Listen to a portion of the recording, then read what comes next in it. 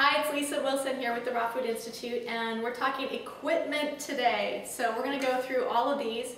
I think there's nothing more frustrating than when I'm working with somebody and they find a really good recipe that sounds interesting and delicious, but they get to it and they realize they don't have the right piece of equipment for it. So we're going to talk about some of the basics of raw food equipment.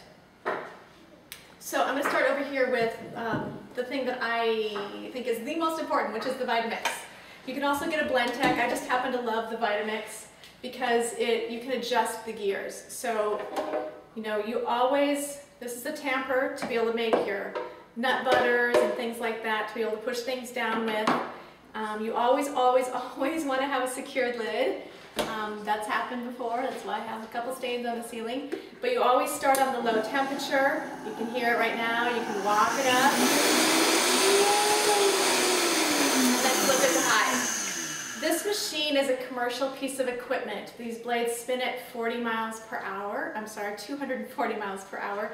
It can break anything down to the cellular level. So literally you could put in a whole lemon, the seeds, the skins, everything, and it's going to break it down to the cellular level so you can actually absorb all of those healthy nutrients.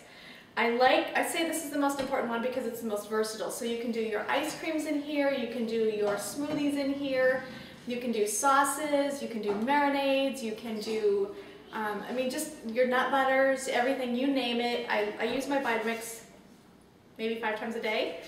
It's really that important, the Vitamix. And I know when I take it traveling or teaching classes, my husband is lost without it. So it's one of the best investments in your health that you could ever make.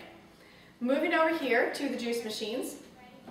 Now, when people say, well, where do I invest first, the Vitamix or a juice machine? Depends who you are. If you're in a healing period, then you need a juice machine first. If you are a busy professional with kids and you want to help up their ice cream, then you need the Vitamix machine probably first. Both of these, I believe, have a place in a healthy kitchen. You really do need to have both a Vitamix and a juice machine. So I started out with juice machines 20 years ago, and now I have about 6 juice machines. So it just kind of depends on how much time I have. Of course, the best juice machine will be the one underneath your kitchen cabinet or underneath your countertop. That is the one you want to start with right away. Don't wait till you have all the perfect equipment. If all you have is a blender, use it. It might break with nut milks and things like that, but just use it, just don't do the nut milks. If you've got a juice machine that was given to you as a gift 10 years ago, use it. Whatever you've got is the best one for right now. But when you're ready, on the other hand, to invest in a machine, something like this is what you want to go for. Again, for healing period purposes, you want something with a slow crush, either a twin blade or a dual blade, something like that. This is the single gear Champion. This is my second Champion one. My first one was a dual. A lot of the slow crush machines, and I'm going to miss some other good ones, but there's the Green Power, the Green Star, the Champion, and the Omega. A couple of those, I believe the Omega and the Green Power, will also have the ability to do wheatgrass, which is something that you want to do. You want to be doing wheatgrass every day. It's one of the most beneficial, nutritious things that you can do for your body. My wheatgrass machine is different. I didn't bring it in because I have a commercial machine and it's really heavy. So I did not get that, but you can get a little one that will literally clamp right onto your countertop and you can crank out just a couple ounces of wheatgrass. It's a good arm workout as well. So you want to have a wheatgrass machine or a machine that will do both juice and wheatgrasses. The slow crush machines tend to do better with the green leafy vegetables, and then the fast crush ones, again, with these two machines, literally the difference is about 25 minutes and about 5 minutes to a cup of juice. But you have to be doing this again if you're in a state of healing because it's your job to be healing. So the slow crush definitely has its benefits. With the fast machine, it's said that because of the spinning, it's centrifugal, some of the enzymes, the living enzymes, can potentially be damaged. So just that heat, the friction alone, can damage some of those healthy enzymes, and when you're healing, you need all of those enzymes. But again, if you are not in a healing period and you're a busy professional and you have kids, then you might want to invest in a fast machine because you, again, want to use the one that you're actually going to use.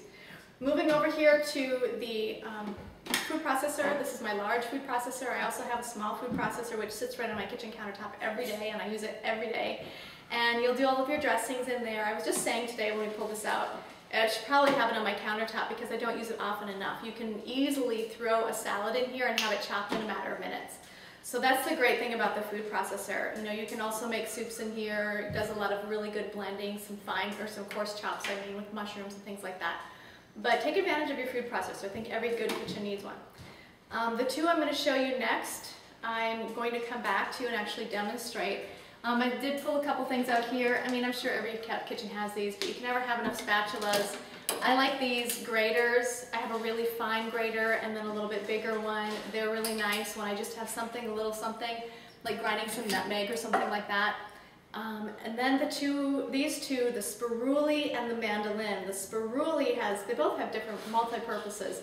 But the spiruli is for making your vegetables taste like, or give you the mouth sensation that you're actually eating noodles. So I'm going to show you that in a little bit. I have an inexpensive one. They're $30 to $40. You can pick them up at Amazon. They're not that expensive, but they're fun. It's worth the money. They're fun. We use ours all the time. And then the mandolin, and we do a lot of the Asian style noodles on the mandolin, and we also do some mock ravioli with some of the vegetables like jicama on the mandolin, and I'm going to show you, I'm going to demonstrate how you can do a mock Asian vegetable on the mandolin. So I will see you soon in that bonus video. Hope you've enjoyed this. See you soon. Hi, Lisa Wilson with the Raw Food Institute, continuing part 2 of our equipment series. So we didn't have room for this on the table before, but I need to mention the dehydrator. This is a really, really important part of raw food. Yes, you can buy lots of dehydrated food, really good dehydrated chips. You can buy really good dehydrated crackers. I prefer to do my own. So here's what I like about this particular machine. This is the Excalibur. I know there's some other ones out there now. The Sedona, I know there's some other good ones as well. This just happens to be the Excalibur, but this is the 9 tray. And we happen to have a chia cracker in there right now. We had some carrot pulp because we made carrot juice earlier. So we had some carrot pulp, so we've got a little olive oil, some herbs, some chia, a little bit of sea salt, so that will be dehydrating. What I like about this is that because it's got 9 trays, as long as I'm turning the electricity on, because that's all a dehydrator is, it's just a fan. As long as I have the electricity on overnight, because that's usually when I dehydrate, I can fill this up. So I might say, oh, I need something for the kids. I might want to take some kiwi and dehydrate it. Pineapple dehydrated is fabulous. Apples tossed in cinnamon, green apples tossed in cinnamon, and cinnamon's going to help slow down the absorption of sugar into the bloodstream. What else do we love? Those I think are some of my favorites as far as the fruits. But we might put crackers, we might do pizza crusts, we might have some raw desserts, and as long as I'm turning it on, seeds and nuts, of course, we're always sprouting and dehydrating our seeds, our nuts, our buckwheat to make a nice cereal. We want to go ahead and fill it up. Another thing I love about this machine is I can actually, you can hear the little hum, adjust the temperature setting. So I like to dehydrate at 105 degrees. That way I make sure it's never going above 115 or 16 degrees because it does create a little bit of heat in there. I don't personally have one with a timer, and some of my clients swear by it, so it just kind of depends on what you like. So that's the dehydrator. I'm going to go ahead and put the door back on, move on to the mandolin. Now there are many different uses again for the mandolin. You can see, you can adjust the thickness on this side of it. I have put the little mini blades on there, and I'm going to do a beet noodle. Now you could use zucchini, you could use carrots. There is a hood or lid that will clamp onto this, so I highly, highly recommend it. We were scrambling around trying to find it. We couldn't find it just this minute. So don't do this at home, okay? Because if your finger slips, you're going to give yourself a really bad cut, and it's off to the emergency room. So you want to make sure that you've got that hood or that lid on it. That make a good video, right? If I slipped and cut myself. So what we've got down below are these little matchstick pieces. Now think about it, if you had to cut that, how long would it take you to cut those pieces? And then you can make your little Thai Asian salads. So really, really yummy and delicious. I love the mandolin. If I had to say one thing that I would love to spring for to do a more expensive one, it would probably be the mandolin because those blades can get dull. Then we've got the spiruli, and this is fun. This is just for sheer fun. So, and it's easier than boiling your noodles for spaghetti. So what we're going to do is just attach it right here. This is a zucchini, and I'm just going to give it a little bit of pressure. Comes noodles. Isn't that interesting? And I could even put it on a different setting, and these could be a little bit smaller. I could go for a thinner noodle. But how cool is that? To this, you could top this off with a pesto or a marinara or a nut Alfredo, a raw Alfredo, or I kind of, when I'm serving it, like to serve it with all three because it just kind of ups the fun.